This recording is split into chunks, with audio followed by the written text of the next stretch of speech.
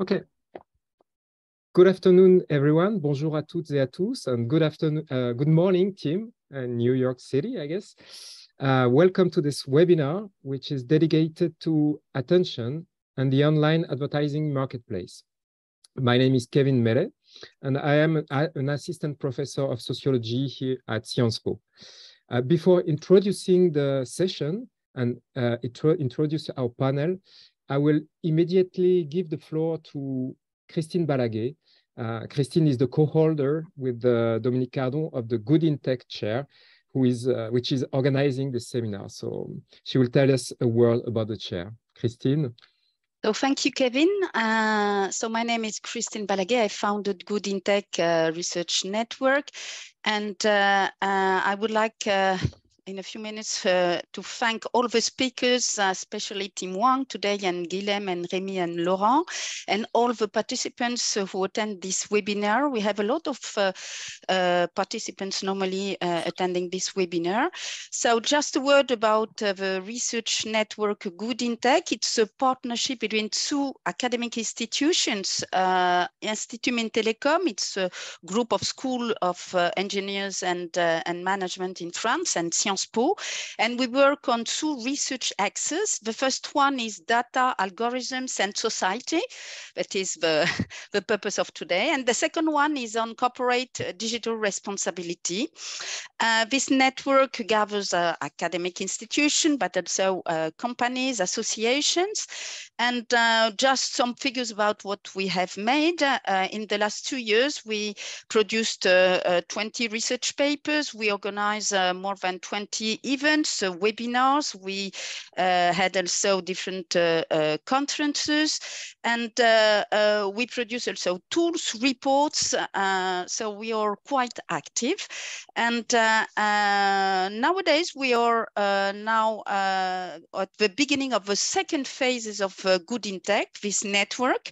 So we open the network to new partners. So if you want or you're interested by joining this network or becoming partner of a program, you can contact me by email. I'm going to put the email in the chat. The topic of today, which is a key topic for our program, is a new area of research for us. We're going to focus on in the next 3 years, all linked to advertising, algorithm, but also responsibility of the sector behind this market of advertising, and also we enlarge to the marketing area. So I'm not going to take more time, so I give the floor to Kevin to begin really the webinar. Thank you, Kevin. Thank you, Christine. So now again, welcome everyone to this online conference. As Christine said, the chair's mission is to support research on responsible digital innovation. And one of the major areas it has invested in recent years is online advertising. We have already organized 3 conferences, the replay of it, which is available online, and tonight's one will be also available online. So this virtual roundtable this evening is a continuation of these previous seminars, which intend to confront online advertising with its controversies and criticisms, its externalities, its regulatory and governance issues, and its path towards responsible transformation. But tonight's seminar is a little bit different. Indeed, we are pleased to have with us Tim Hwang, who has published a book that we are going to discuss this evening. This book, entitled Subprime Attention Crisis, has been translated this year by CEF éditions, with the title Le grand krach de l'attention, la publicité, une bombe au cœur de l'Internet. And so we are very happy to associate CEF éditions and his director, Hervé Lecronier, with today's conference. So it's not easy to introduce Tim, who is a very active person on many scenes, I will just say that he has a legal background, that he took care of AI, PR at Google before becoming director of the Harvard MIT Ethics and Governance of AI Initiative, and that he's currently a research fellow at Georgetown Center for Security and Emerging Technology. So Tim, do not hesitate to complete or correct me if I made it wrong. So we're going to talk about online advertising and the attention economy, and I'm not going to take time from Tim and his discussions. I just want to say two things before introducing the panel. First, we cannot underestimate the importance of this subject, since online advertising weighs heavily in the internet economy, that it is at the heart of the business model of platforms and media organization, which organize our news and entertainment ecosystems, and which develop tomorrow's new technology, in particular in artificial intelligence, and which more broadly define the social and cognitive environment in which we evolve. But the second important thing that I wanted to say is that since the 1950s, since Vance Packard, and after him, Stuart Ewan and Jean Baudrillard and many others, criticism of advertising has essentially been constructed from the outside, at distance from the object. And this external critique has shown its limits. And the quality and strength of Tim's book is that it is written by an insider. It is documented, it opens the black box of online advertising, and it does so with great pedagogy and clarity. This is why it seemed important to me, in order to discuss Tim's work, to constitute a panel of discussants who are themselves insiders. And it's a real pleasure to have around this table three experts who are both advertising and online marketing professionals, and also thinkers who have never stopped thinking about the subject from a more reflexive and more critical perspective. So let me just introduce the participants, the discussants. Remy Douin is a social media expert. He's the founder of R&D Labs, and I think I will stop sharing the screen so that you can see our faces. Okay. Remy, the social media expert, founder of R&D Labs and teacher at Sciences Po and Université Panthéon-Sorbonne. Guilhem Fouettillou. Guilhem is a co-founder and chief evangelist officer at Linkfluence, Meltwater company, a social media intelligence company, and teacher and associate researcher at Sciences Po's Media Lab. And Laurent Nicolas, who's a pioneer of online audience measurement and advertising visibility, who founded some years ago Alenti, which is now part of AppNexus, an ad visibility technology, and recently co-founded Implicit, a privacy-savvy targeting tool for advertisers. So each discussant will take the floor for a comment, an appreciation of the book, and ask Tim questions, followed with by answers from the author. The audience is invited to ask questions through the Q&A box. So do not hesitate. We'll take time to read the questions to Tim and our discussants. First, I can now give the floor to Tim, and maybe as a start, give you three questions. So for our audience, who is composed of specialists and non-specialists, can you tell us what programmatic advertising is and how you came to study it and make a book of it? What is the main thesis or the main argument of the book? And maybe say a few words about the reception of the book since you published it. Were you surprised by this reception? Okay, the floor is yours, Tim. Great, thank you. Very glad to be here, and Kevin, thank you for that introduction. So yeah, very excited to talk about subprime attention crisis. And let me just start with Kevin's first question, which is simply, what is programmatic advertising, and sort of how did I come to study, this topic?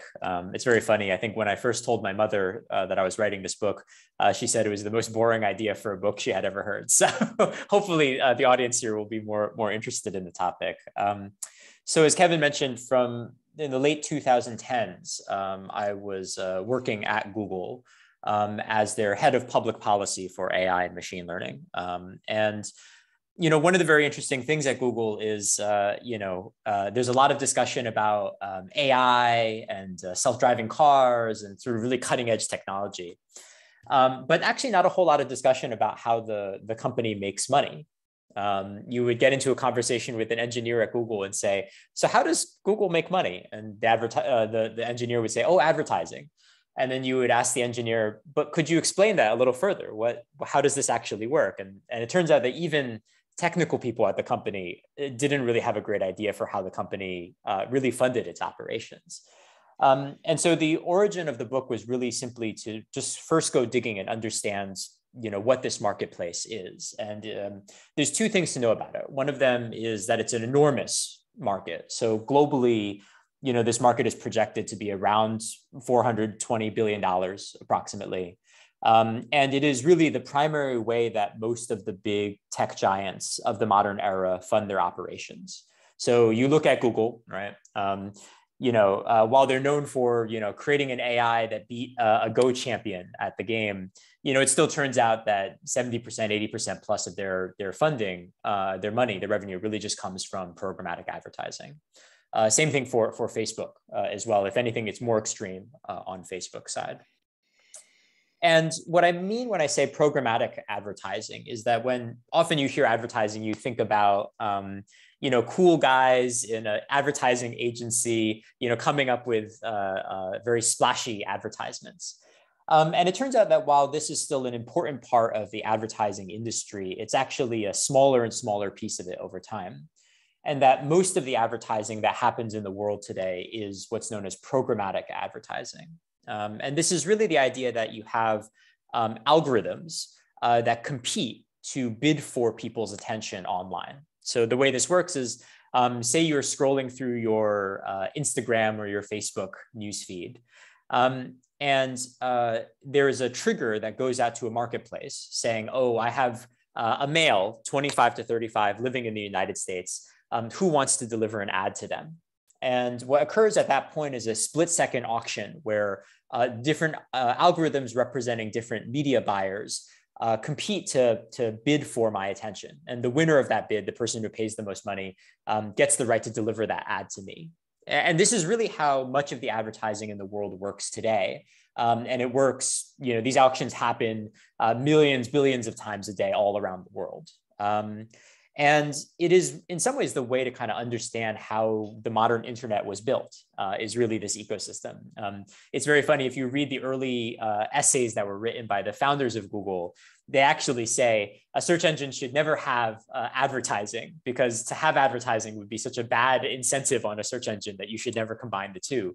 And so this was a little bit of a surprise to everybody involved that this would really become the business model of the web. And so Kevin had two other questions. One of them was, what's the main thesis of the book, given that that's what programmatic advertising is? And the third question was around reception. So let me talk a little bit about that. So the main thesis of the book is, I mostly started to write a book that was just trying to explain what was going on.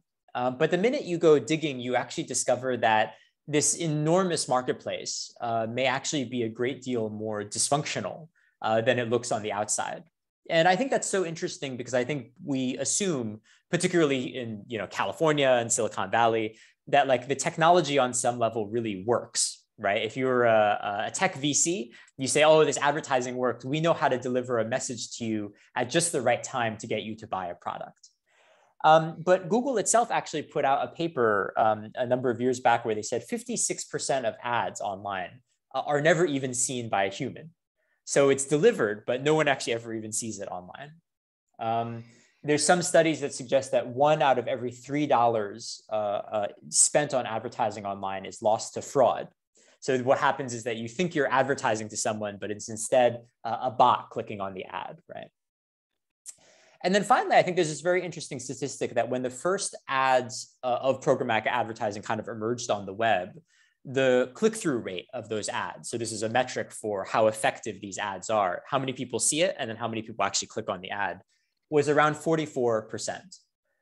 If you're familiar today, the effectiveness of these ads is a little bit more like 0.04% typically. And so I look at all this data and I say, we have a market which has declined in effectiveness on the order of 1,000-fold in really just a few decades. And so the thesis of the book is to argue that, and ask the question, is the market that we've built to funds, not just the big tech giants, Google and Facebook, but also journalism and a number of other kind of media outlets, really based on a market that is fundamentally broken and may ultimately be a kind of bubble over time. And sort of my worry is, okay, if this market goes bust, then how do we fund the internet? What should the internet look like?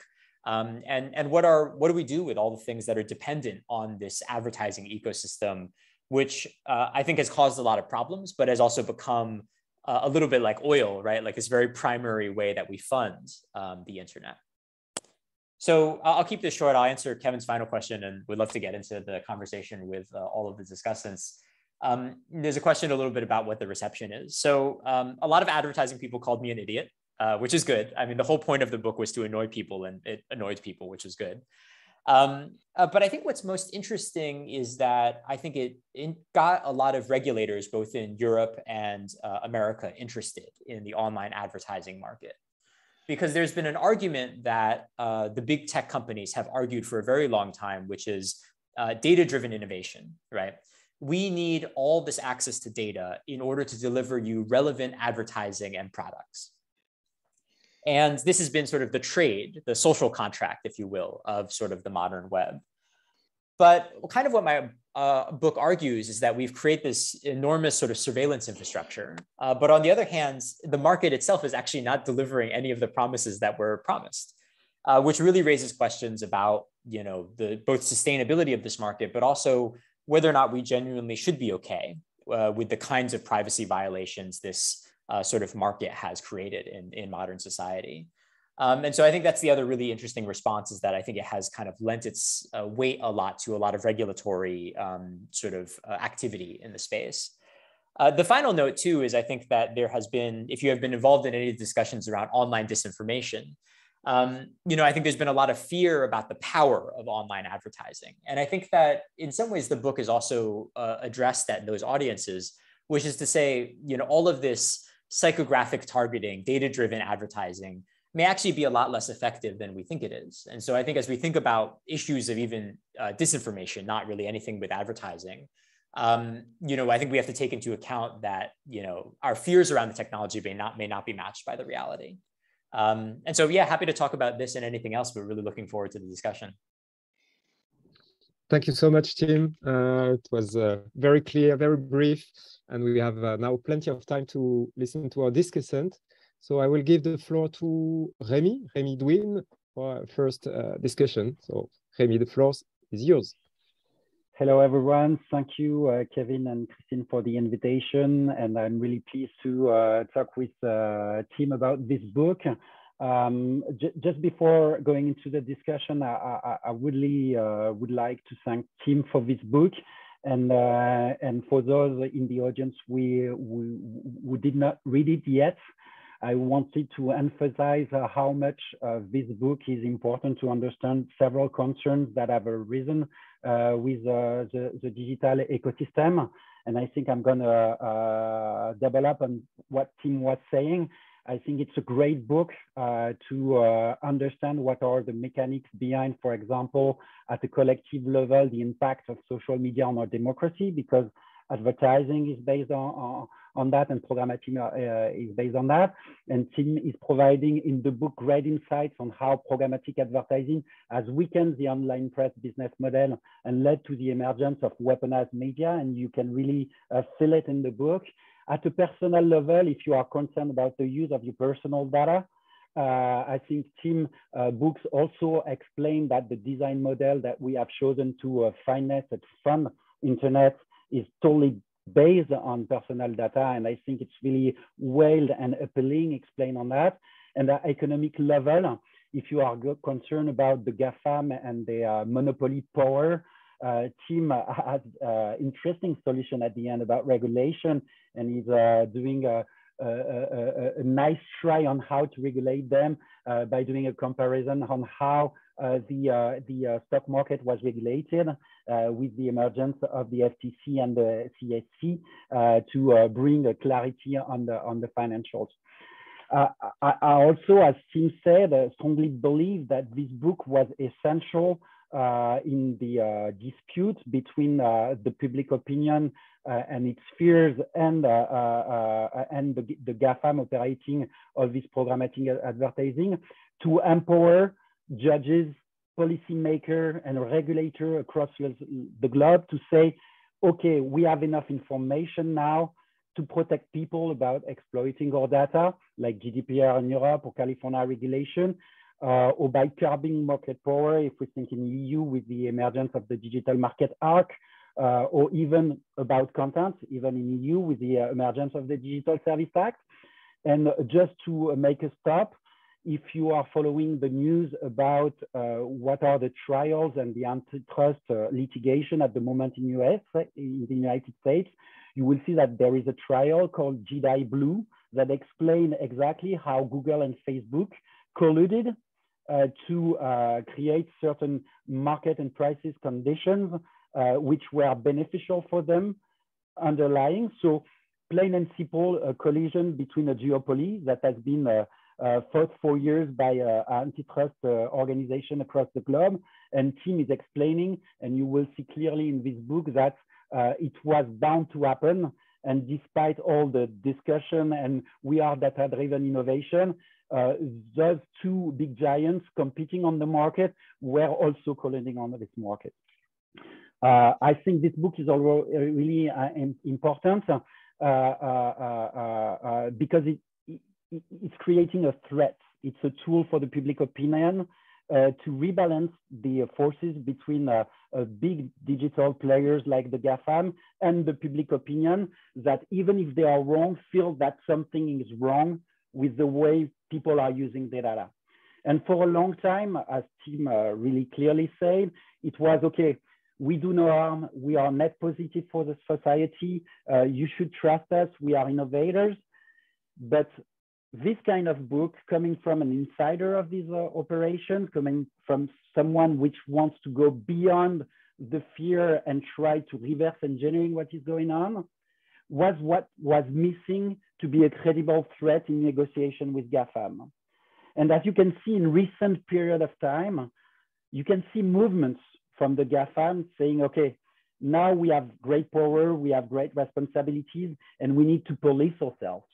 And for that, you can see in the recent months, you have seen Google and Facebook signing related rights agreements with the press organization, saying, okay, we'll not only give you subsidies, but we're going to pay you for the author rights on that. So you can see that they see the threat as credible. And you have, if you are spending some time to look at jobs openings on LinkedIn about GAFAM, you have more and more job openings about policy related people that need to be in contact with regulators because they'll no longer be able to do business. And the last compliment for Tim, it's also a great book to understand what is advertising and advertising at the digital age. You know, advertising, as you said, Tim, we all have this image from creative people or the Mad Men TV show, people doing advertising. It's really cool. But from my experience as a marketing practitioner, marketing in the digital age, it's more data-driven and you got people looking at things. And it really gives insight on what those jobs have become in that. So as a citizen, as a consumer, and also as a marketing teacher, I want to thank Tim for this great book that I invite everyone to read and buy because it's really, really interesting. And you have the French translation. You know, it's not easy to translate something about this kind of job because you have a lot of words in English, a lot of specific words.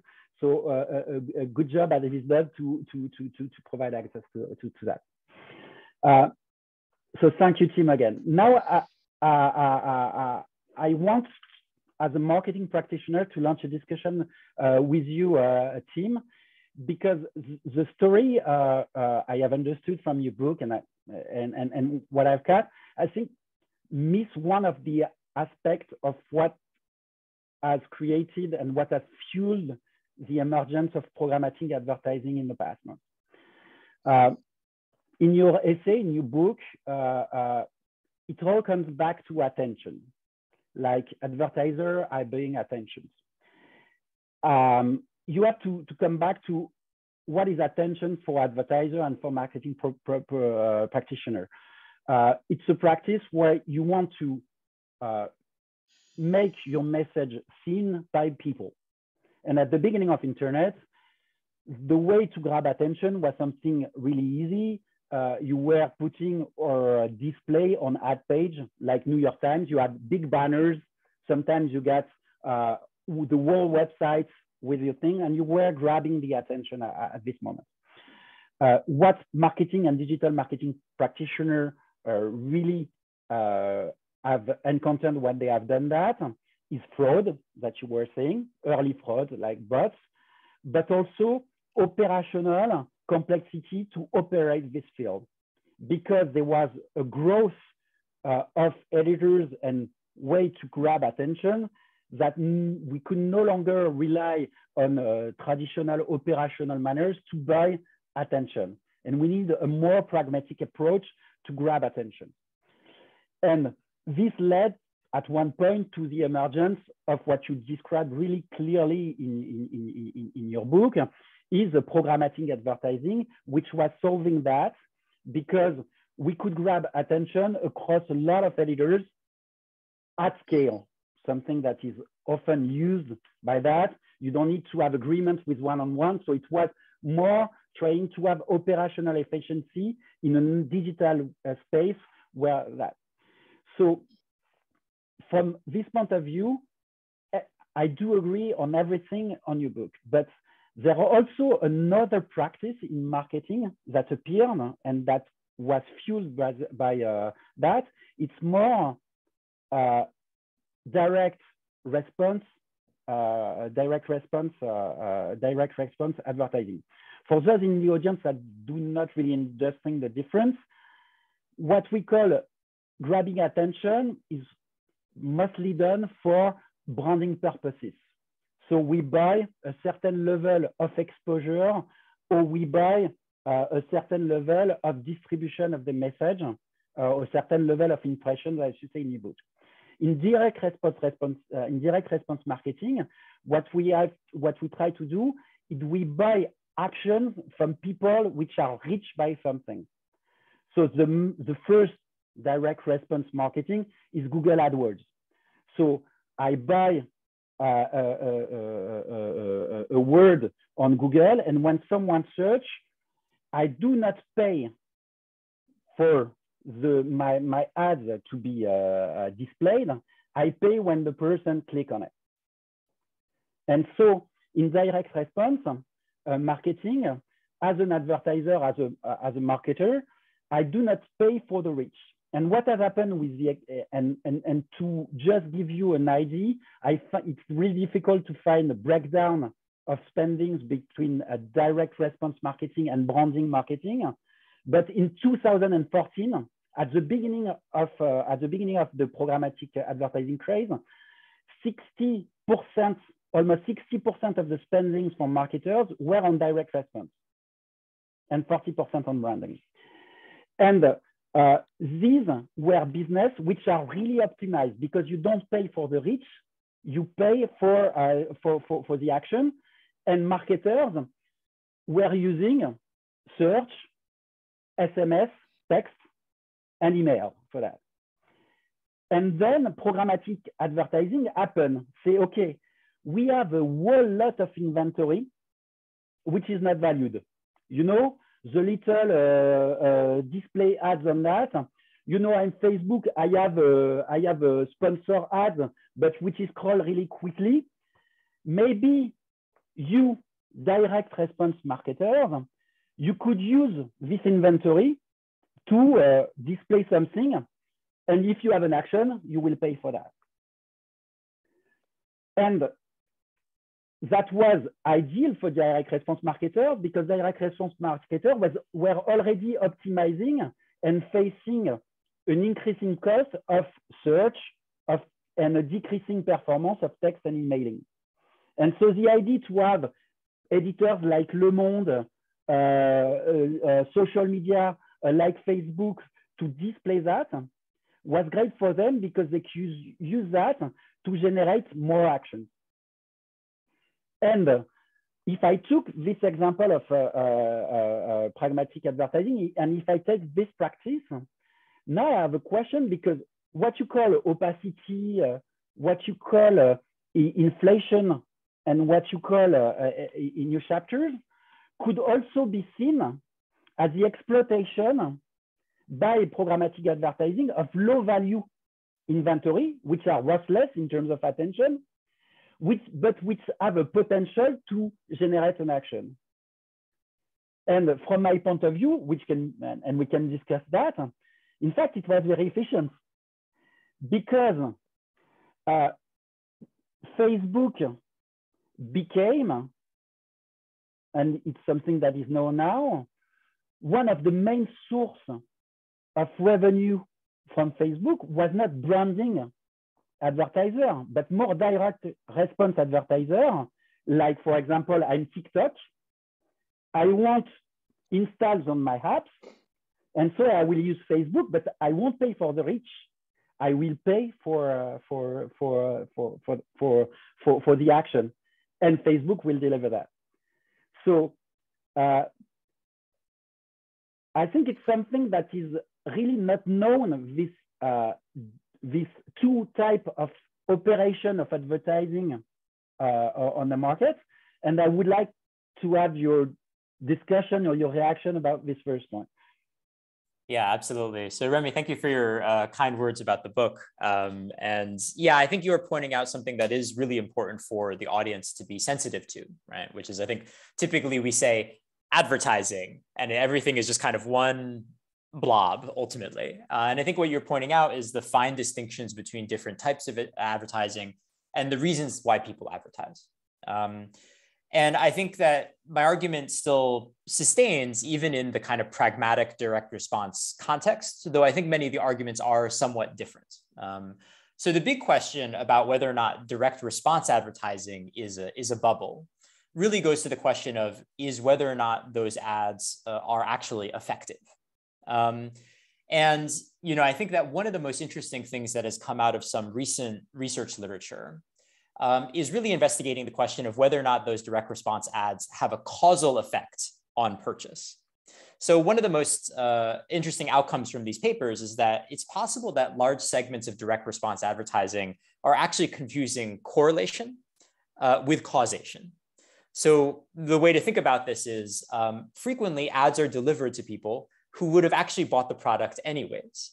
So you end up with these very interesting situations where you do data-driven targeting to find a consumer, say Tim, and you say, I think he's going to buy, he could buy this product, right? We're going to put an ad to him and then see whether or not he buys the product. Well, if I was going to buy the product anyways, it's unclear whether or not the ad I applied actually influenced my behavior. And there are some studies that suggest that large portions of direct response advertising, in some ways, the targeting is so good that it is finding consumers for whom this targeted advertising doesn't have a marginal benefit. Another complication, though, is that some of these studies also suggest that in order to do true causal studies, like we do science, randomized control trials, in order to do that, the effect of advertising is so small that the kinds of experiments you need to run are really big and very expensive. So we live in this kind of very ironic place in the world of kind of direct response pragmatic advertising, where we have some evidence to suggest that in many cases, the ads don't actually influence behavior. They just reach people who would have bought the product anyways. But we also live in a world where it's very expensive to know whether or not in a given case, an ad actually worked or not. And so, kind of where I am left is that I have a little bit of skepticism because we start to see cases where companies like Procter & Gamble, right, consumer product companies, have shut off their direct response advertising for a period of time, only to discover that there has not been that big of an effect on their bottom line sales. And those types of cases actually make me wonder about, in this 60% that you're identifying, how much of it is actually worthwhile to the advertiser and how much of it is actually a waste of money. Now, one view on it is, okay, you're getting the message out. And I think one of the things that I think a great deal about is whether or not this form of digital advertising is worth it given all the traditional channels that we have, right? It may be possible that actually a billboard, even though it is less measurable, actually drives more sales than a data-driven sort of pragmatic direct response ad like you're talking about. And I think that, some people read the book and said, oh, you're arguing that online ads are sort of uniquely bad. I guess my view is, in some ways, I just want to argue that they are just as bad as every earlier form of advertising as well. And so, look, I think your point is well taken. Do we have cases where we feel that, say, search advertising really is driving sales and value for the advertiser? I think yes, right? Obviously, there is those cases. The question is whether or not that represents the median or is actually the edge case. And I guess I tend to be a skeptic and I say, okay, well, because we have these correlation causation type studies, I tend to believe that those are more the edge case than they are the mean, right? And so that, I think while there's a segment of direct response advertising, which is indisputably valuable and works, my general belief is that doesn't apply to the market as a whole. But I think reasonable minds can differ. And it kind of sounds like you may be of the view that more of the market actually is quite valuable to the marketer. I think a final note I'll put in before Kevin just, has to push me on to the next respondent is I think a little bit about about the historical context of all this. So I think a little bit about the day the first person saw a billboard on the road. They said, oh, that guy on that big sign told me to go buy cigarettes. So I went to go buy cigarettes, right? And then over time, I think humans learn to ignore that ad over time. And I wonder whether or not that is happening in online advertising as well, which is basically that direct response was very effective when it first launched, just like display advertising was very effective when it first launched, in large part because it was very novel, right? And like all advertising, these channels are becoming less and less effective over time as people get more and more used to them. And so I think one interesting question is I can live in a world where direct response advertising online works. I guess the question is over the 10, 20, 30-year horizon, will it revert to the same mean as other forms of earlier generations of advertising, which I think is also an interesting question that's very hard to measure. But anyways, I think the point is well taken. I think it is pointing out a very important distinction for the audience to understand, which is that there's a difference between sort of display on one hand and direct response. And I would say, yes, I think between the two, direct response is probably a lot more defensible in some ways than the other forms of advertising that we see floating out there. Okay, thank you, Remy. Thank you, Tim. Remy, you wanted to say? Yeah, if you give me more time, I have a second question or second things I want to. Okay, maybe 2 or 3 minutes for this second question and the reply. Yeah. Okay. The second question is really quick. Programmatic advertising and especially Meta and Facebook business model is in a bad shape at the moment. This was triggered by Apple, which decided to stop the I don't know how you say, the collection of unique identifier from iPhone. That's what most of experts say or observers are saying. What is your reaction about that? And on top of that, we are now all aware that this decision from Apple is also to launch their own ad network inside of them. So what should we think and what's your position on that? Yeah, absolutely. I think this is in some ways a general trend we will see all of the big tech companies engage in, which is I think all of them look at the regulatory environment and they realize that the winds are changing, right? This is no longer the early 2000s when everybody said, okay, sure, do whatever you want online. And so I think the new strategy is really what Apple is doing, which is to say we are pro-privacy, but within our walled garden, we get to see everything, right? And I think this is, Google was experimenting with a project called Flock, which I think in many ways was very similar, which is we defend you from surveillance from everybody else. You have to be okay with the surveillance that we do as the provider. And I think so far, in some ways, we can think a little bit about like the business of it and the politics of it.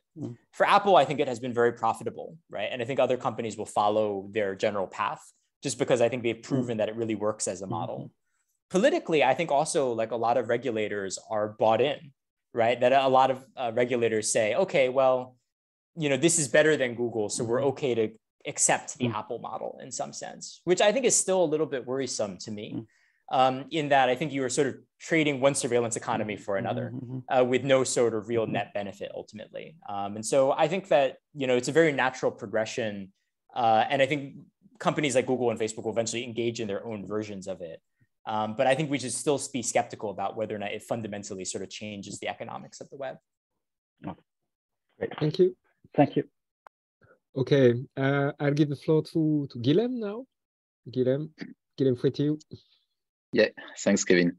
Hi, Tim, and thanks a lot for your introduction and for presenting the thesis of this great book. I really enjoyed, but Remy already said, I think, most of the reason why it's great. So we'll start with the question, and I'm sure that most of the audience already ordered it in French or in English. It's really easy to read in English also. I can tell everyone. I think one of the reasons the book is necessary is maybe also exactly the same why you receive most of your critics, because you are talking from a very particular position. Consequently, it's difficult to position you. And I think you have a law degree from university, but also computer science one. You specialized in AI, machine learning. You used to work at Google. You founded startup. You're a researcher. Doing some academics research, but you're also a writer, and you define yourself for this book as a polemist. I heard you saying that. So, and that the number of critics that you were receiving was a good way to measure the impact of what you were doing and the number of people that were hating you. So, so I think that this unique position exposes you to the critics of each of these different words, as they recognize you as one of their peers, but also as an outsider. So that being said, I'd like to start with some things that really surprised me when I read your book, and you talked a little bit about it, but maybe I would like to go further about that. It makes me realize that we are collectively almost blind to programmatic and digital advertising, and could you explain why we lack so much data, research, evaluation, critique on this topic, whether from programmatic ad providers, from brands, from agencies, from regulators, from academics, or from experts? Because I mean, you are quoting a lot of different research in your book, but at the end, and you say it, no one is able to really say, does it work? Is it efficient? Even the Procter & Gamble example is, I think, really interesting, because you're right, they did this test, they cut 200 millions. They didn't see any result on their bottom line, but what did they do after? They restarted. They didn't stop. They didn't save 200 million. So, I mean, we don't have the expectation. So I'd like to, maybe, could you explain what is your understanding of why we lack, we have such lack of data, and maybe how it could be different?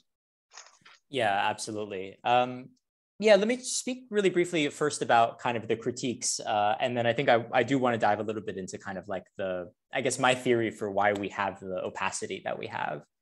And I think it's a very specific kind of opacity. So I think it's worth going into more deeply.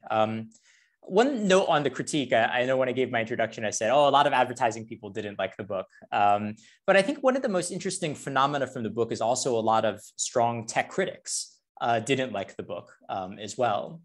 And I think that is one thing maybe for the audience to be thinking about, and would love to kind of discuss on this panel as well, is, you know, the degree to which a lot of tech critique has been built on the marketing claims of the advertising industry itself, right? So, you know, part of the fear of Cambridge Analytica, right? Part of the fear of Trump's advertising, political advertising in the US, has really been built on this belief that advertising on some level is this highly effective way at manipulating the public. Online advertising is. And so I think to even argue that it doesn't work ultimately is sort of interesting, because I think it also strikes at the heart of how we've built up some of the critiques around these companies, as much as we've built up the kind of optimism about some of these companies. And so I think it's worth knowing, I think just one bit of nuance in reaction to your comment was, you know, I think as a polemicist, I'm happy to get anger from any side, but on this case, it was actually anger from both sides, right? Both people who are sort of pro-Google as well as anti-Google, which I think was actually quite interesting. So let's speak a little bit about the opacity in the market. And, you know, I think, and in retrospect, I think if I ever do a second version of the book, you know, I think this argument could be kind of clarified a little bit more.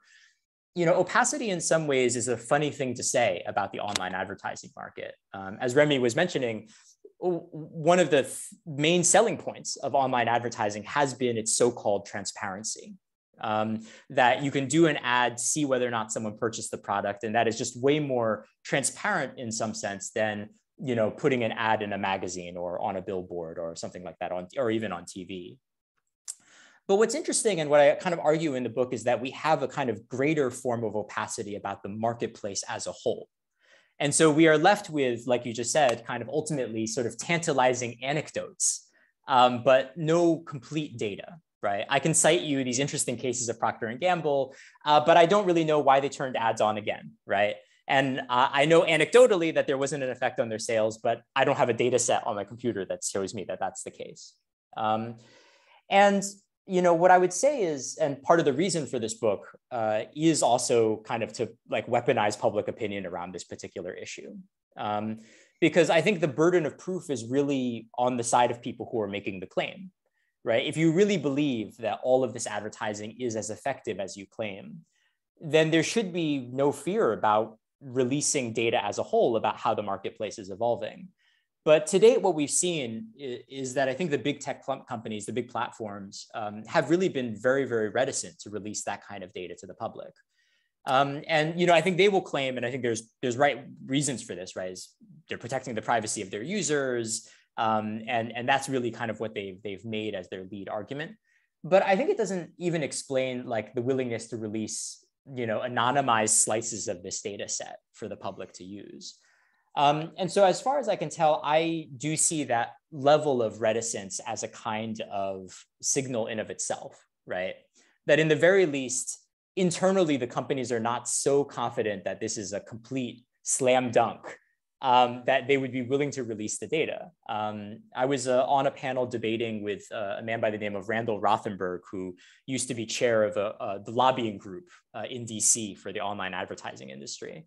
And we sort of pressed him on this issue, which is basically like, if it's so obvious, why don't we have more data that's available? And I think ultimately, I'm biased, but I think ultimately he wasn't able to provide a good answer to that question. And so, my theory for it, my rationale for it is simply that even though there is suggestive data, it's not clear, right? And I think that both is in my favor and also against me, right? It's in my favor in that the case for advertising, it might not be particularly strong. But it also is entirely possible that the data that all advertising is terrible is also not particularly strong. And so I would say, look, we can't really get to the bottom of this unless the companies provide more transparency, but they're not providing it right now. And so we are left in this state where, in the very least, we should challenge them to have the burden to produce this kind of information. Thanks a lot. Thanks a lot. There's another part of your thesis I'd like to discuss here and hear you about, and that at some point is maybe I say a little contradictory with the title of your book. Mm-hmm. You're talking about the financial crisis we experienced in 2008. Yeah. That put to light the subprime scandal, and that became critical. And that became critical when people couldn't pay for their mortgages anymore. And millions of them fell into personal bankruptcy. The entire system suffered from it. We all remember that. And after reading your book, one question I still have is, what could be the equivalent of this default of payment in the system you describe? I'm even more concerned about this question, as from what I understood, you answered partially to that, but not really in the direction we could expect, considering your overall thesis. Because when you ask the question why marketers still invest so much money into programmatic, it's not only because they trust the system and its efficiency. You also explain, and I think it's really provocative, that it's because they have a massive amount of money to invest and nowhere else to invest it. As safe advertising spots are already saturated. And so it sounds like we're in this totally absurd Monty Python moment where you have chief marketing officers that need to spend the money their CEO gives them to maintain their position within the organization. And they have so much money that programmatic, with all its dirty inventory, is the only place to do that. And so almost no one in this system has an interest in stopping like the quote fraud, you know? So I'd love to hear about that. Sure. Yeah. Yeah. I have a friend who works at a unnamed marketing agency who, made this argument to me. He said, Tim, you don't understand why advertising exists. It has nothing to do with selling products. It has nothing to do with building brands. It's just for CMOs to be impressed with one another when they go to advertising like conferences around the world. And I said to him basically like, if that's the case, then sure, I guess the bubble maybe never pop in that sense, right? Because then the whole purpose of advertising has nothing to do, it's just a symptom of this sort of internal political world of executives circulating around different companies. It's possible, I guess is what I'm ultimately willing to agree there. If that is ultimately the kind of core of advertising, it is sort of on one hand deeply absurd, but I also agree that it may be very challenging to see how that kind of bubble ever pops, right? I think the only way it could pop in some ways is whether or not like the styles and fashions change within this very insular world of CMOs that interact with one another. If that's the case, right, it's very hard to see the bubble pop in some ways. That being said, I sort of take Remy's position, right, which is actually like, there's some value that people perceive here, which is one of the reasons why a lot of money flows into the market. And that a lack of trust around how effective that marketplace is may eventually lead to some deterioration of assets. And so, to bring it back to a conversation we had a moment ago, one of the things I'm watching very carefully is the progress of privacy laws around the world. There's this very interesting thing, which I think is playing out right now, where a lot of advertising lobbyists will argue, don't cut us off from all of this data that we have been able to collect, because if you do, our industry will be ruined. And I have this kind of situation that I kind of imagine, which is, okay, maybe 10 years down the road, a bunch of these privacy laws have fully come into effect. Apple is doing these more privacy related kind of sort of product changes. And the advertisers discover, kind of to their horror, that the advertising is just as effective as it used to be. And I do think that that is the kind of sort of psychological snapback that can create a market failure, right? You think a little bit about the subprime mortgage crisis. It wasn't necessarily that every single mortgage was a toxic mortgage, but that there was a small or a segment of it that was ultimately. And that brought into question the sustainability of these kinds of assets overall. And so I think why a market bubble pops is less around the facts and frequently more about the psychology. And I am interested in the psychology of this, right? Which is, as advertisers lose access to what they thought was critical data, only to discover that the advertising effectiveness doesn't appear to have changed all that much, I wonder if that causes them to significantly reevaluate like what they think they've been paying for all these years. And that's the kind of scenario that I think is most credible at the moment for why a bubble might pop, is essentially this kind of gigantic kind of natural experiment that plays out where sort of the data is sort of shut off, but nothing really ultimately changes in the market. I have a last question, if Kevin allows me.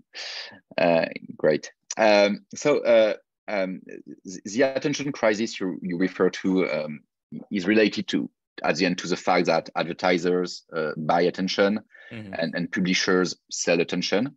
And in the end, you say that programmatic captures far less actual attention that was initially promised.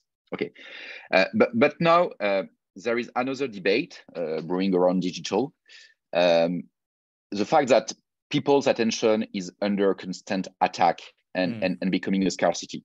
And more than that, these continuous assaults on our attention tend to damage our mental well-being, keep us in a constant alert mode, continually exploit our desires, dry up our libido, lower our self-esteem, and give us an image of the world where full of desirable things that we will never have the time or money to experience.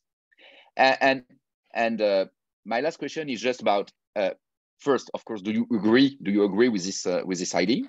And if so, don't you think your argument could slow down regulators' awareness about the negative effect of the attention economy?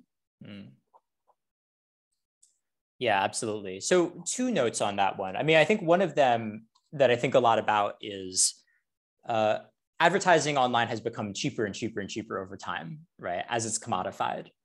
And one really interesting aspect of that is that in order to generate the same amount of revenue, platforms increasingly have to stuff more and more advertising into the same online experience.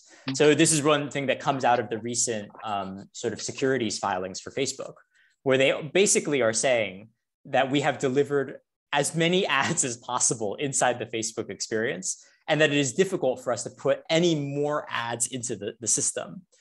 And I think that this has a tendency to push platforms towards a kind of absurdity in terms of user experience, right? Because they will find every single crevice with which to put in an ad, and the value of that inventory is declining all the time. So there's continuous pressure to put more and more ads into that experience. And you know, I think the second point I would make, right, is if that's the tendency of these platforms, what is the effect on the user? And I think we need to be sort of nuanced about our approach to this question. Because on one hand, I do believe that there's a lot about advertising that just ultimately doesn't have an effect on people. But there are some aspects of the online advertising ecosystem that I think has, you know, changed society in some ways, in part because it has changed how our platforms have been designed. So the question I always ask people is, why do you think we have a like button on the internet? There's no implicit reason why a social network would need a button that says, I liked this. The reason is largely advertising, right? You need a feature that allows you to measure quantitatively whether or not someone is engaging with content. Now we can ask, okay, now that we have a like button, is society better or worse off that we have this very quantitative way of measuring like the likes that someone receives? And I think that introduces a lot of behavioral tendencies that may ultimately be unhealthy for people, right? And so I guess my view of the harms really tends to come from these sort of ways in which social media has been shaped by advertising versus the messages of the advertising itself, right? And I think that's one distinction that I would make, is that I ultimately believe that, you know, whether or not you are selling me, you know, nationalist Eurosceptic politics or, you know, shaving cream, that ultimately its effectiveness on online advertising may be very quite low. But do I think that online advertising has shaped platforms in ways that influence people? I think so, yes. And so I guess what I would say is, do I worry that regulators might be slowed down? Perhaps, but I think I think the better thing though is that they would have been slowed down in a way that helps kind of nuance their conversation around these issues. Because I think there is a belief that, oh, okay, if we stop advertising, we will stop all the bad behavioral effects of these technologies. But I think we are now just trained to use a technology that was built on the basis of advertising. I have this belief that even if you stopped advertising, we would keep building, you know, social media platforms with like buttons. And so we're almost left now with the ghost of advertising in a way that requires us to talk about the platforms in some ways more than we talk about the business model. Okay, thank you. Thank you. Yeah. Thank you, Guilhem. Thank you, Tim. And now it's time for our third discussant to take the floor. So Laurent, Nicolas. Laurent, please. The floor is thank yours. you. Thank you very much. The good thing of being the last is that I don't have to repeat what the others have said already, and to congratulate for the great pedagogy of your book. And I'm sure your mother read the book, understood what programmatic is, and I'm sure she loved it. So that being said, and but the problem of being the last is that I had a lot of questions that I've already been asked, so I have to invent new ones. I will represent the entrepreneur world in this advertising industry in a way, because I've been working in that for 24 years now. And so I've seen the evolutions, and there are things that I've seen from the inside, and that I will try to challenge a bit your views, and to express mine, and see how we can reach to an agreement. For instance, your last point on the likes. I think Facebook invented the likes before Facebook even decided to do advertising. the first years there was no business model for Facebook, and likes were the only way to sort the information.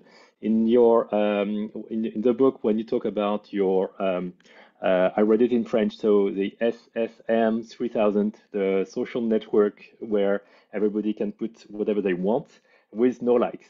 You say it's a nightmare for advertisers. Yes, but it would be a nightmare for users too, because if you mix everything, you have nothing at all.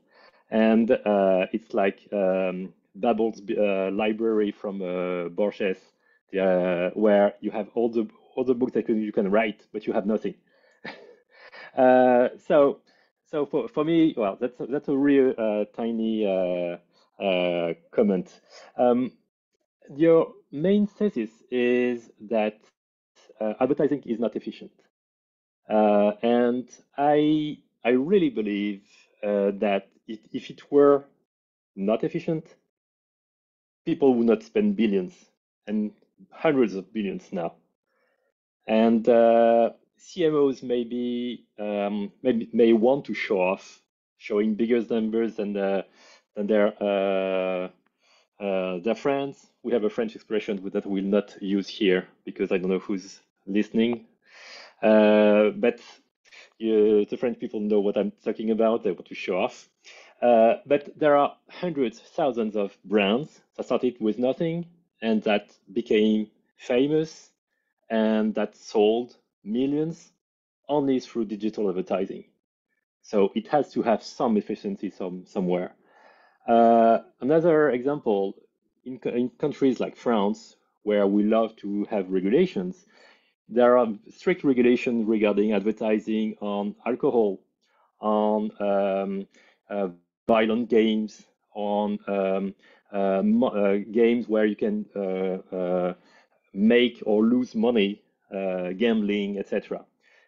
And I'm pretty sure that this regulation would not exist if the regulators did not have plenty of evidences that advertising can influence young people to drink alcohol or to play, to gamble, for instance.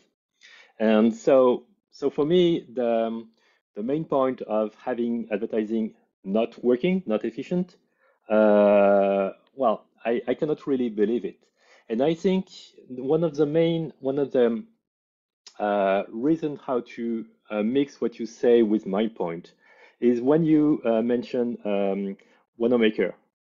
So for those who don't know, the guy in the 90s who had this famous sentence, I know that half of the money I spent advertising is wasted, but I don't know which half. Yeah, the 1890s.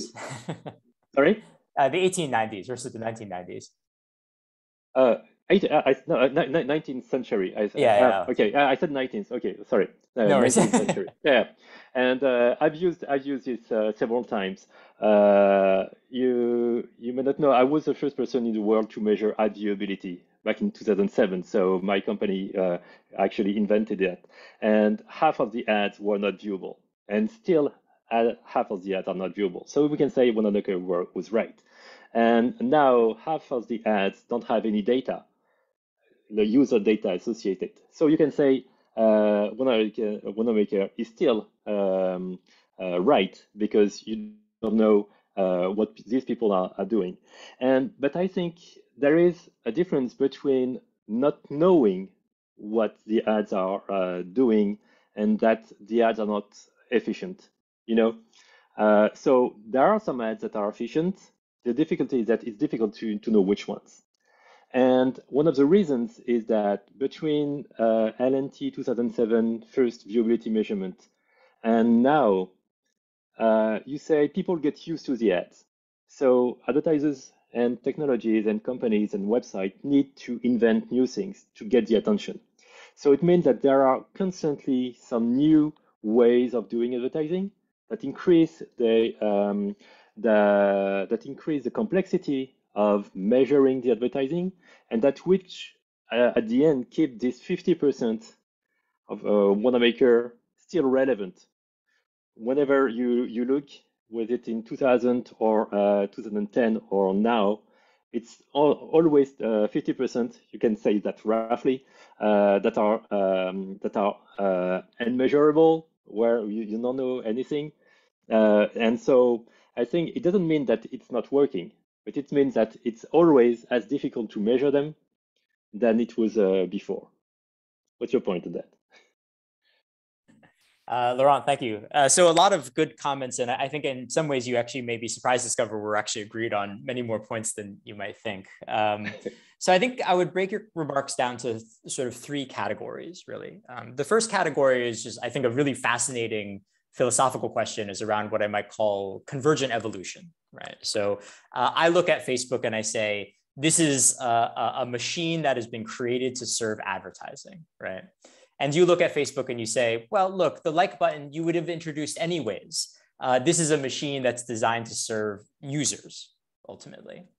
And the answer is, of course, that it's both, right? But I do think that there are a lot of features of social media that we haven't explored in some ways, because I think the industry has been so grounded by advertising. So, you say the social media 3000, platform that I propose. I agree. I think that it would potentially be bad for users, but I think it's also because people have no norms around how to interact in those spaces, right? So I think a little bit about something like Wikipedia, right? Like Wikipedia is able to operate without many of the features that we identify from social media. And it's because users have learned how to use the platform well, right? And so I think my primary fear is, I guess I could believe in a world where, say, Facebook would have turned out the same, even if it was a subscription-based platform. But I do think that regardless, advertising, because it has been so profitable, has prevented us from exploring all the other different types of platform design that could exist. And, I think it's a failure of imagination to say, okay, even without this business model, everything would have turned out exactly the same.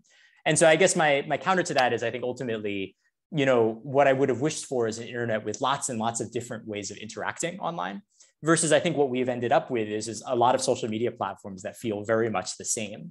And I think I can definitely ascribe that to the influence of advertising.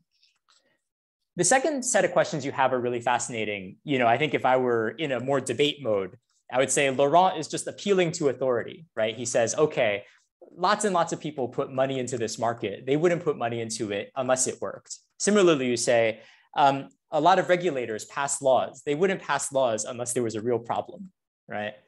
And I think I would offer skepticism on both of those points, right? One of the things that people said in 2007 was, these mortgages are rock solid. The banks would never put money into these mortgages if the market was faulty. It is indeed the rhetoric that we've used prior to every single financial scandal. And indeed, we have lots of cases in which outright fraud was committed on some of the most sophisticated companies in the world, including Amazon, JP Morgan, Coca-Cola, right? Really out and out ad fraud, right? And these companies were duped. And so I think we should show skepticism on the idea that simply because money is entering a market, there is some underlying value there.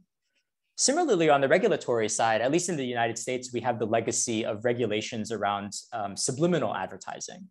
So there was a great deal of fear in the middle part of the 20th century that you would flash words like, sex next to a product, and that would cause people to buy that product more. Further research has suggested that the effect of that is very, very, very unclear. But as yet, the moral fear generated a bunch of regulation around that rule.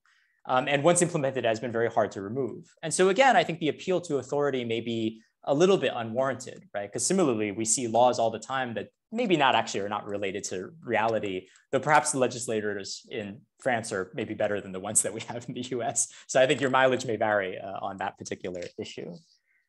And then so I think the final question that you have is one that I have been pondering a great deal, which is I think there's a lot of promise, and you're an entrepreneur, so I think you're naturally an optimist, that innovation will help advertising out of this mess, right? Even though advertising is becoming less and less effective, we will come up with new ways of advertising that will be more efficient at capturing attention, and the cycle will turn, right? We will still live in Wanamaker's world, even in 2200. And I think it's possible, again, I don't know the future. And so it's possible that the next Google or the next Facebook is out there somewhere, right? And that the next form of advertising will really work. But to, I think, tie together both Remy and Guillaume's points, what I see right now is that there are new forms of advertising being piloted, right? Influencer marketing, programmatic advertising through podcasts, right? A number of people are doing marketing in the metaverse. But none of these segments are yet so big and scaling so fast that you could imagine them easily replacing search or display advertising over time. And so I think part of my concern is you would have to believe that the market would contract if these big kind of established forms of advertising are becoming less and less valuable before innovation is able to kind of make up the gap. And again, I think reasonable minds can differ. I think as an entrepreneur, you would say people will innovate and society will move on. I guess if you're a pessimist polemicist like me, I would say innovation is not going to do that, and we should see the market contract over time. But who knows? I think we should meet in 10 years and then we can see who was right. So. Yeah, I'm not defending innovation per se for whatever it does, because I'm French, and being French, we have a lot of regulations. And for instance, we have a law called Sapin, which tries to make the advertising less obscure, to bring transparency and to limit, for instance, the share that agencies are allowed to take, etc. It's because there's problems with paybacks, etc. But an agency cannot make 40% out of buying cheap inventory and selling it very, very at a high price. And so it's interesting, and I think that's a very good, very interesting point, that we have this kind of laws which are here to bring more transparency. And the difficulty that to apply them in the programmatic ecosystem is that programmatic is not meant to be to lack transparency. It's just meant to manage, as you said, the large variety of sites, the huge amount of sites that are providing ad space. And there should be, and I know programmatic from the inside, there are ways to bring transparency. But when you try in France to impose some development to comply to a French law to an American company for which France is just a small market, you never have the developments that are required, that are done. But technically, it should be feasible to remove everything that you don't know and to keep only what you can track. And knowing on which URL each ad is put should not be a problem. But it's just kind of problem of priority for the ad tech companies to develop that before they're obliged to do that. That's why I'm an innovator, entrepreneur, but I also believe that regulators have a job to do. Yeah, and I absolutely, agree with that in some ways. I mean, I have a couple of friends who I would say are really ad anarchists. They say we shouldn't have any advertising at all. And I feel like my position is a great deal more modest and much more similar to yours, right? Which is we need rules that allow the value of marketing to show. And then I think we should just see, right, how big the market is as a result. And so, yeah, I agree that those types of rules, I hadn't realized there's rules against inventory arbitrage in France, but it's fascinating. And yeah, I would love to see those types of rules implemented more broadly. Okay, and you also talked a little bit about that few minutes ago. My job is to create advertising targeting without user data. So in a way to respect GDPR and the end of cookies, etc. And do you think that you said something like with data disappearing, the efficiency will decrease? And you will say that I'm optimistic. I would think, okay, data are disappearing, but there are people like me who try to fill the gaps and to make advertising still efficient by instead of having something simple like counting people who have clicked on the ad or who have visited, which is basic transfer of cookies or data. We build statistical models that are very complicated, etc. So it's more difficult, but we can still do something. And I'm not sure that the advertising will be less efficient with less data. What do you think of that? Yeah, maybe I misspoke a little bit earlier. I actually think that like advertising will be still as effective as it was before. I think Guillaume's question was around what would cause the bubble to pop. And sort of my argument that I was making is that, you know, these rules will come into play, eliminate access of advertisers to data. There'll be a great deal of fear that that will ruin the market, but then they will discover that the advertising is just as effective as it was before. And I think that's the kind of thing that brings into question the value of the whole sort of cookie surveillance ecosystem that we have built. And so, yeah, I actually think that, you know, really advanced, say, contextual advertising is potentially a way forwards here, and a way that may potentially kind of protect advertising even in the midst of this sort of core data disappearing. Yeah. Okay. Yeah, thank you. Kevin, I think. Yeah, thank you. Yeah. Thank you, Laurent. Now I want to invite our audience to ask questions. Someone raised hand, but I don't know how to give floor, and I don't think it's possible. Maybe Christine knows. Otherwise, I want to invite you to write your question down in the Q&A question. And in the meantime, if I may, I would like to ask one question to Tim. Usually, and you can see it from the numbers, we can divide online advertising in 3 blocks. You have search, Google, you have social, Facebook, and you have display. Display is made of Google and many other players, like it's what we call the open adtech landscape.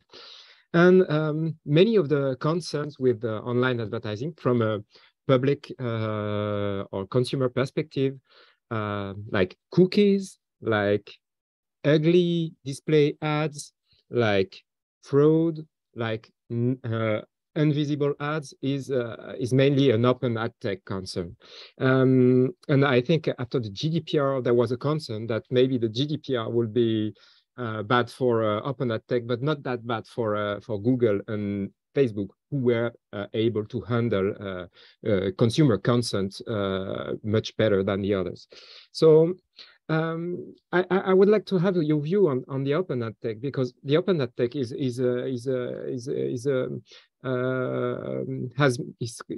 criticized from this perspective, but it is also a world like of innovators, of hackers, and I think one very good example, and I will not be able to explain this to the audience.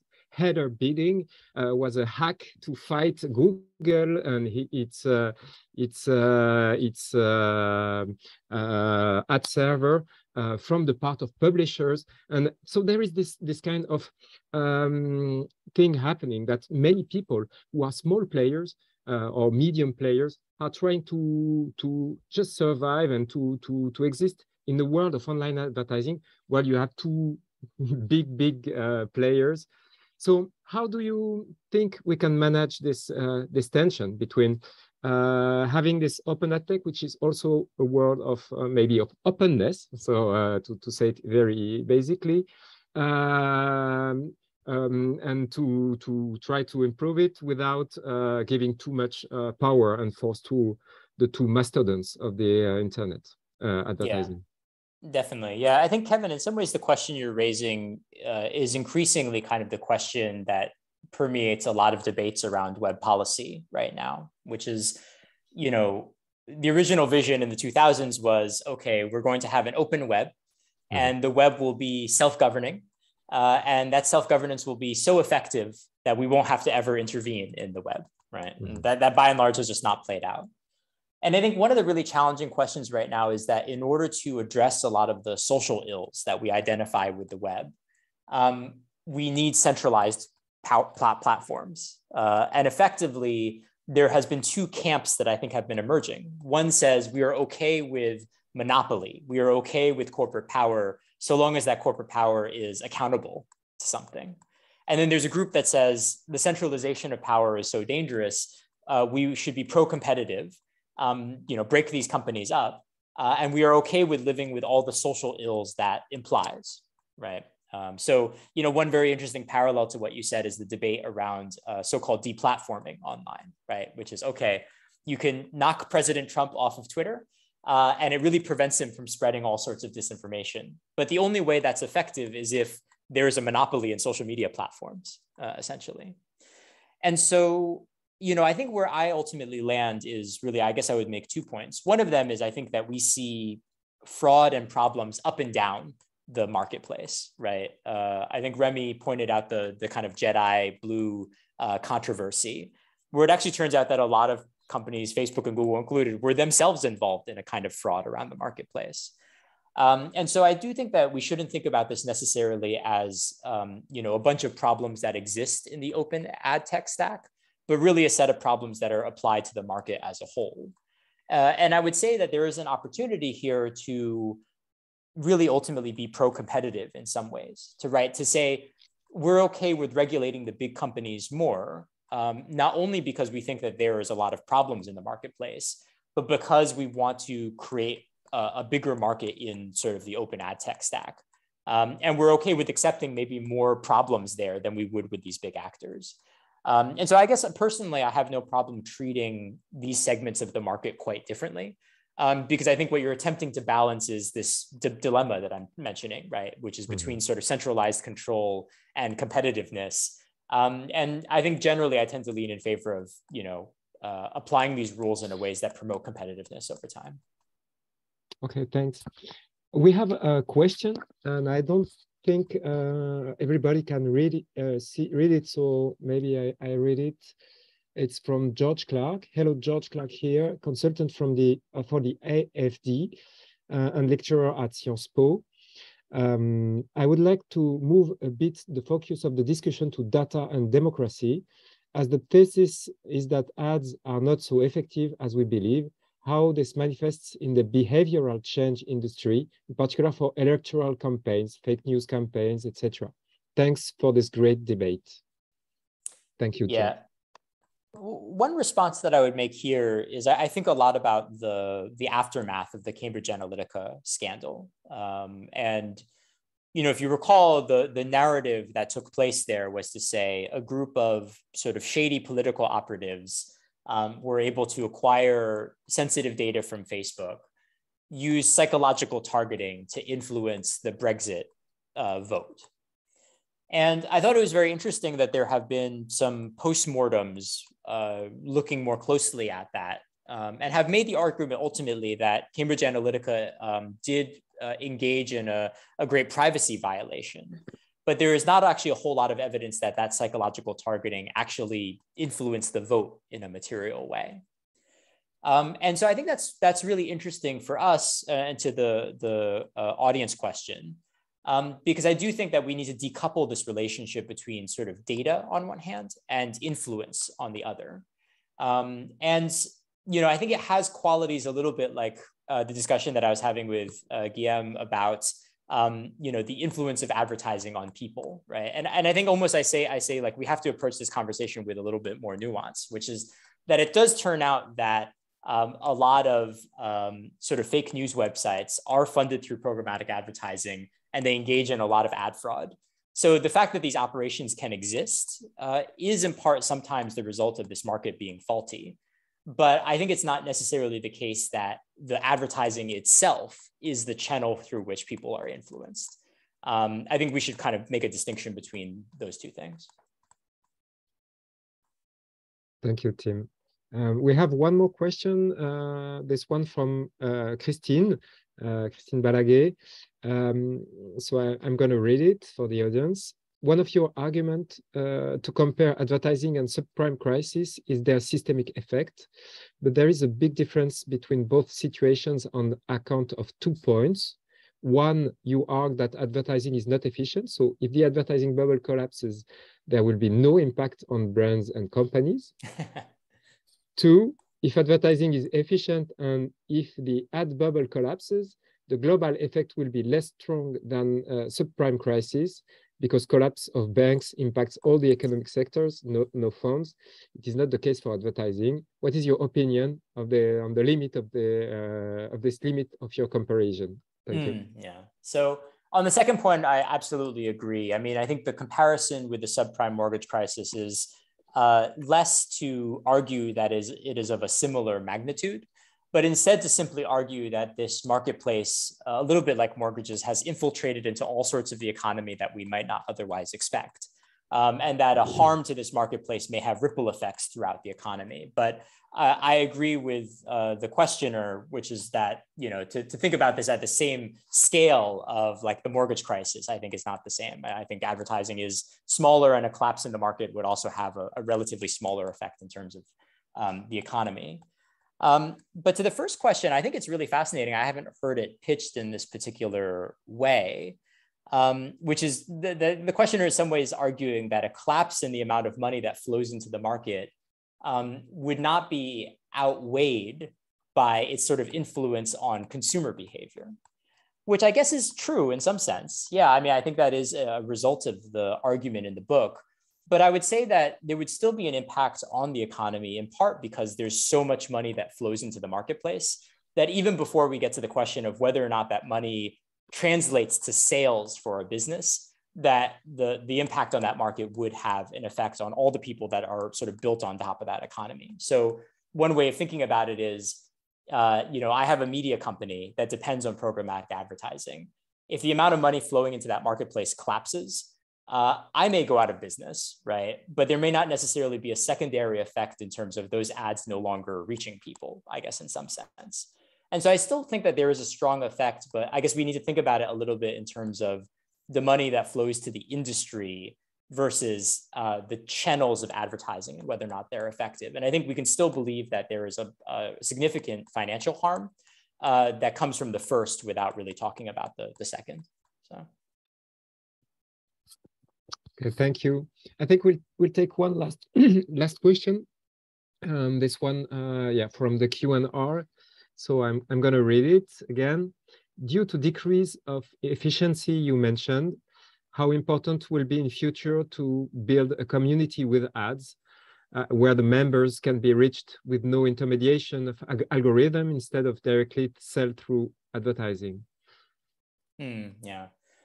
So I'm sure Laurent has a lot more to say about this sort of thing, but I think one of the most interesting if you might call it epistemological questions about programmatic advertising is really this very deep question about how you effectively predict someone's behavior, right?